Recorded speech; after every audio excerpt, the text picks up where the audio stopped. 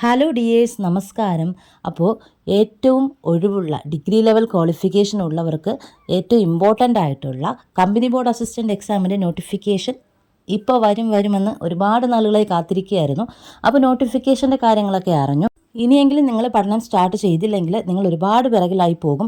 നമുക്കറിയാം ഒരുപാട് എക്സാം വരുന്നുണ്ട്. അപ്പോൾ VFA ആയാലും LDC ആയാലും LGS ആയാലും ഒക്കെ ഒരുപാട് എക്സാം വരുന്നുണ്ട്. അപ്പോൾ ഈ കൂട്ടത്തിൽ നമുക്ക് ഏറ്റവും ഒരു ഡിഗ്രി ലെവൽ സ്റ്റുഡൻ്റ് എന്ന നിലയിൽ ഏറ്റവും കൂടുതൽ ഇമ്പോർട്ടൻ്റ് കൊടുക്കേണ്ടത് നമ്മൾ കമ്പനി ബോർഡ് അസിസ്റ്റൻറ്റിന് തന്നെയാണ്. ഒരു ഡിഗ്രി ലെവൽ എക്സാം എഴുതുന്ന രീതിയിലായിരിക്കണം നിങ്ങൾ പ്രിപ്പയർ ചെയ്യേണ്ടത്. അപ്പോൾ ഞാൻ ഇന്ന് ആദ്യം മുതൽ ഡിഗ്രി ലെവൽ എക്സാമിന് വേണ്ടിയിട്ട് കമ്പനി ബോർഡ് അസിസ്റ്റൻ്റ് എക്സാമിന് വേണ്ടിയിട്ടുള്ള പഠനം സ്റ്റാർട്ട് ചെയ്യുകയാണ്. അപ്പോൾ ഇന്ന് ഞാൻ എന്തൊക്കെയാണ് പഠിക്കേണ്ടതെന്നുള്ളൊരു ടു ഡു ലിസ്റ്റ് തയ്യാറാക്കാമെന്നൊക്കെ വിചാരിക്കുന്നു. എന്നിട്ട് ടെക്സ്റ്റുകളും അതുപോലെ തന്നെ നോട്ട്സും എല്ലാം ഒന്ന് അടുക്കി വെച്ചിട്ട് നമുക്ക് നാളെ മുതൽ പഠനം സ്റ്റാർട്ട് ചെയ്യണം.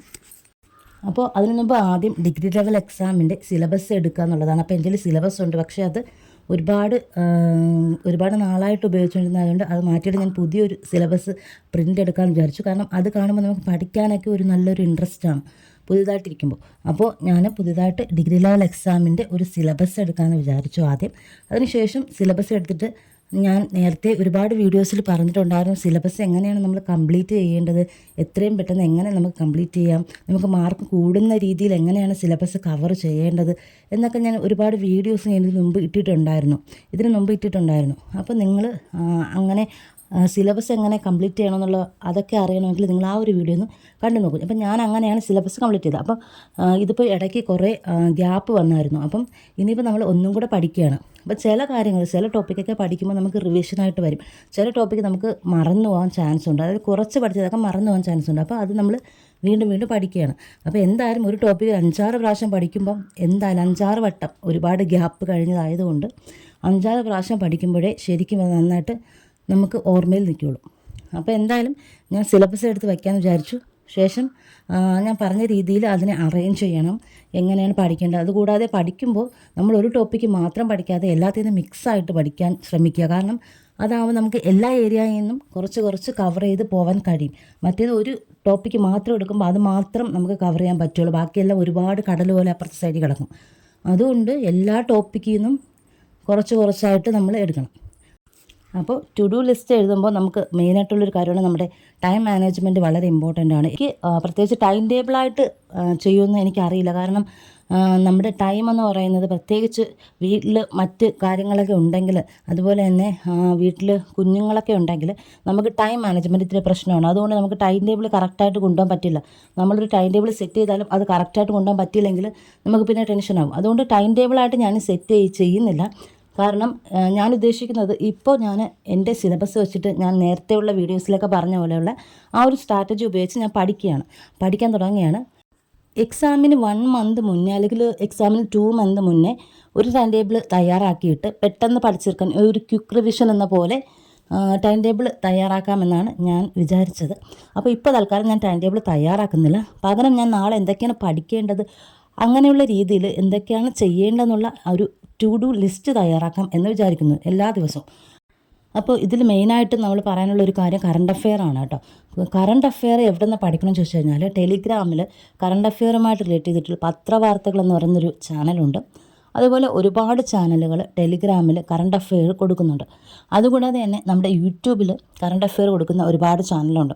അതിപ്പോൾ നമ്മൾ സൈലത്തിൻ്റെ ആയാലും അതുപോലെ PSC പ്രാന്തൻ എന്ന് പറയുന്ന ആ ഒരു യൂട്യൂബ് ചാനലായാലും അതുപോലെ ഒരുപാട് ചാനലുണ്ട്. അപ്പം നമ്മൾ എപ്പോഴും കറണ്ട് അഫെയർ പഠിക്കുമ്പോൾ ഒന്നിനെ മാത്രം ആശ്രയിക്കാതെ ഒരു 2-3 ചാനൽസിനെ ആശ്രയിച്ച് പഠിക്കുക. കാരണം ചില ക്വസ്റ്റ്യൻസൊക്കെ നമുക്ക് കിട്ടില്ല. പ്രധാനമായിട്ട് എനിക്ക് നിങ്ങളോട് പറയാനുള്ളത്, കറണ്ട് അഫെയർ പഠിക്കുമ്പോൾ നിങ്ങൾ ഏതെങ്കിലും ഒരു UPSC ബേസ്ഡ് ആയിട്ടുള്ള ഒരു എഡ്യൂക്കേഷൻ ചാനലിനെ കൂടെ കറണ്ട് അഫെയറുമായിട്ട് റിലേറ്റ് ചെയ്തിട്ടുള്ള ഒരു ചാനലിനെ കൂടെ നിങ്ങൾ ഒന്ന് ഫോളോ ചെയ്ത് പോവുക.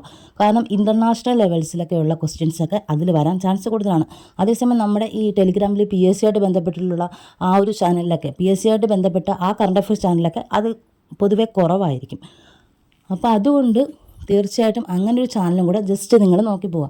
അപ്പം നിങ്ങളിപ്പോൾ ഒരു മാസത്തെ കറണ്ട് അഫെയർ പഠിക്കുകയാണെങ്കിൽ നിങ്ങൾ ഈ നമ്മുടെ PSC ആയിട്ട് ബന്ധപ്പെട്ടിട്ടുള്ള ഈ കറണ്ട് അഫെയർസിൽ ചാനൽസിൽ കണ്ട് നിങ്ങൾ എല്ലാം പഠിച്ചതിന് ശേഷം ആ മാസത്തെ നിങ്ങൾ അതായത് UPSC ലെവലിലുള്ള ചാനലും കൂടെ നിങ്ങൾ നോക്കുക. അപ്പോൾ നിങ്ങൾക്ക് മിസ്സായി പോയ ക്വസ്റ്റ്യൻസൊക്കെ നിങ്ങൾക്ക് ചിലപ്പോൾ അവിടെ നിന്ന് കിട്ടും. അത് ചിലപ്പോൾ റാങ്ക് മേക്കിംഗ് ക്വസ്റ്റ്യൻസും ആയിരിക്കും.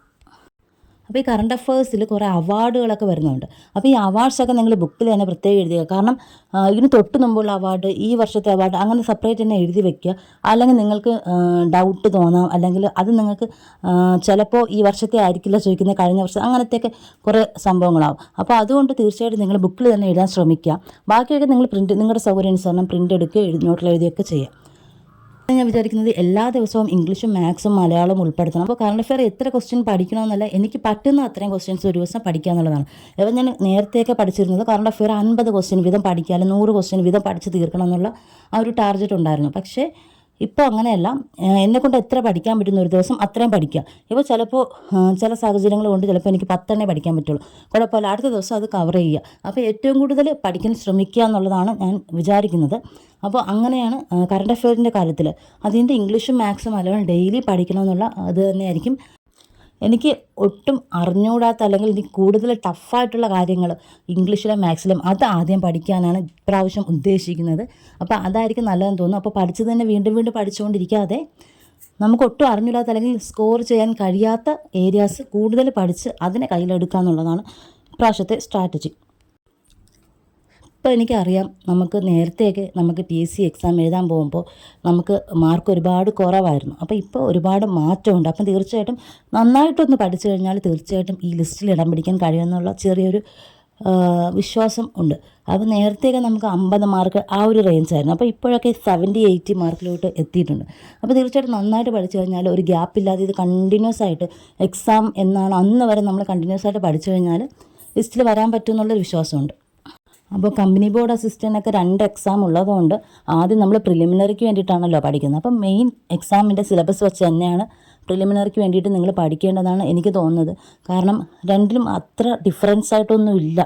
അപ്പോൾ തീർച്ചയായിട്ടും മെയിൻ എക്സാമിന് വേണ്ടിയിട്ട് പഠിക്കുക. അത് കാരണം പ്രിലിംസ് കഴിഞ്ഞിട്ട് നമുക്ക് കുറച്ച് ദിവസങ്ങളല്ലേ കിട്ടുള്ളൂ. അപ്പോൾ അതുകൊണ്ട് മെയിൻ എക്സാമിൻ്റെ സിലബസാണ് ഞാൻ പ്രിൻ്റ് എടുക്കുന്നത്. അത് വെച്ച് തന്നെയാണ് പഠിക്കാൻ ഉദ്ദേശിക്കുന്നത്. അപ്പോൾ ആദ്യം ഈ ടു ഡു ലിസ്റ്റ് തയ്യാറാക്കുക. കറണ്ട് അഫയേഴ്സ് ഡെയിലി പഠിച്ചു പോവുക. ഇംഗ്ലീഷും മലയാളം മാത്സും ടഫായിട്ടുള്ളതിനെ ആദ്യം പഠിക്കുക എന്നുള്ളതാണ്. ബാക്കി പതുക്കെ പഠിച്ചാലും കുഴപ്പമില്ല. നമുക്ക് ടഫായിട്ടുള്ളതെല്ലാം ആദ്യം പഠിച്ച് തീർക്കുക എന്നുള്ളതാണ്. പിന്നെ നമ്മൾ മെയിൻ ടോപ്പിക്കുകൾ, അതായത് സ്പെഷ്യൽ ടോപ്പിക്കുകളൊക്കെ ഉണ്ടെങ്കിൽ അതൊക്കെ തീർക്കുക.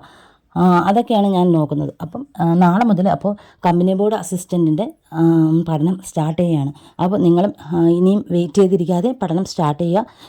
എങ്ങനെയെങ്കിലും ഒന്ന് സ്റ്റാർട്ട് ചെയ്യുക എന്നുള്ളതാണ്. അപ്പോൾ തുടക്കക്കാർ അല്ലെങ്കിൽ തുടങ്ങാൻ ഒരു മടിയായിട്ടിരിക്കുന്നവർക്ക് വേണ്ടിയിട്ട് പറയുന്നതാണ്, നിങ്ങൾ ഇനിയെങ്കിലും തുടങ്ങാം. നിങ്ങൾക്ക് ഈ ഒരു എക്സാം ക്രാക്ക് ചെയ്യണമെങ്കിൽ നിങ്ങൾ ഇപ്പോഴെങ്കിലും തുടങ്ങുക എന്നുള്ളതാണ്.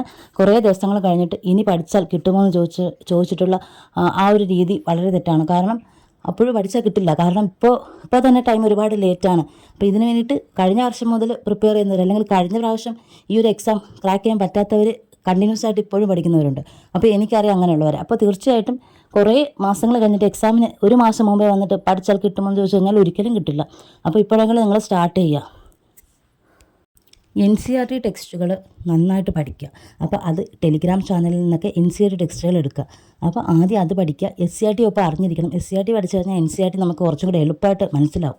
അപ്പോൾ NCERTക്ക് കൂടുതൽ ഇമ്പോർട്ടൻസ് കൊടുക്കുക. NCERTയിൽ നിന്ന് ഒരുപാട് ക്വസ്റ്റ്യൻസ് വരാൻ ചാൻസ് കൂടുതലാണ്, പ്രത്യേകിച്ച് ഈ ഡിഗ്രി ലെവൽ എക്സാമിനൊക്കെ. അപ്പോൾ അത് നിങ്ങൾ മറക്കരുത്. അപ്പോൾ ഒരു ഡിഗ്രി ലെവൽ എക്സാമിന് നിങ്ങൾക്ക് ഭയങ്കര പാടാണെങ്കിൽ കറണ്ട് അഫെയർ എന്ന് പറയുന്നത് എല്ലാ എക്സാമിനും ഒരുപോലെ തന്നെയാണ്. ഇപ്പം നിങ്ങൾ ഈ ഒരു ഡിഗ്രി ലെവൽ എക്സാമിന് വേണ്ടിയിട്ട് പഠിച്ചാലും നിങ്ങൾ 10th ലെവലിലായാലും +2 ലെവലായാലും ഏതിനായാലും കറണ്ട് അഫെയർ നമുക്ക് ഒരുപോലെ പഠിക്കണം. അപ്പോൾ അതിന് അത്ര ഇമ്പോർട്ടൻസ് കൊടുക്കുക. അപ്പോൾ നിങ്ങൾ കറണ്ട് അഫെയർ പഠിച്ചുകൊണ്ട് നിങ്ങൾക്ക് ഒരിക്കലും ഒരു നഷ്ടം ഉണ്ടാവില്ല. അപ്പോൾ അതുകൊണ്ട് കറണ്ട് അഫെയറിനെ നന്നായിട്ട് പഠിക്കുക. അപ്പോൾ അത്രയും മാർക്ക് നിങ്ങളുടെ കയ്യിൽ സേഫ് ആവും. പിന്നെ നിങ്ങൾ മാത്സും ഇംഗ്ലീഷും മലയാളം നന്നായിട്ട് പഠിക്കുക. നിങ്ങൾക്ക് അറിഞ്ഞുകൂടാത്ത, ഞാൻ പറഞ്ഞതുപോലെ ടഫായിട്ടുള്ള ഏരിയാസിനെ കൂടുതൽ നന്നായിട്ട് പഠിക്കുക. അപ്പോൾ അതിന് വേണ്ടിയിട്ട് നിങ്ങൾ ഒരുപാട് ചാനൽസ് ഉണ്ട് യൂട്യൂബിൽ. നമുക്കറിയാം ജെറിൻ സാറിൻ്റെ ക്ലാസ്, അതുപോലെ ഇസ്മയിൽ സാറിൻ്റെ ക്ലാസ്സൊക്കെ വളരെ നല്ല ക്ലാസ്സുകളാണ്. അപ്പോൾ അതൊക്കെ കണ്ടിട്ട് നിങ്ങൾ നന്നായിട്ട് പഠിക്കുക. അപ്പോൾ കറണ്ട് അഫെയറും ഈ ഒരു മലയാളം ഇംഗ്ലീഷ് മാത്സ് നമ്മുടെ അടുത്ത് വരുമ്പോൾ തന്നെ നമുക്ക് നന്നായിട്ട് സ്കോർ ഉയർത്താൻ പറ്റും. അപ്പോൾ നിങ്ങൾ ഈ ഒരു സ്ട്രാറ്റജി ഉപയോഗിച്ച് നിങ്ങൾ പഠിക്കുക. നിങ്ങൾക്ക് എപ്പോഴും ഒരു വ്യക്തമായിട്ടുള്ള പ്ലാൻ ഉണ്ടായിരിക്കണം. നിങ്ങൾക്ക് എത്ര ടോപ്പിക്ക് തീർക്കാൻ പറ്റണം എന്നൊക്കെയുള്ള ഒരു പ്ലാൻ ഉണ്ടായിരിക്കണം. എല്ലാവരും നന്നായിട്ട് പ്രിപ്പയർ ചെയ്യുക. താങ്ക്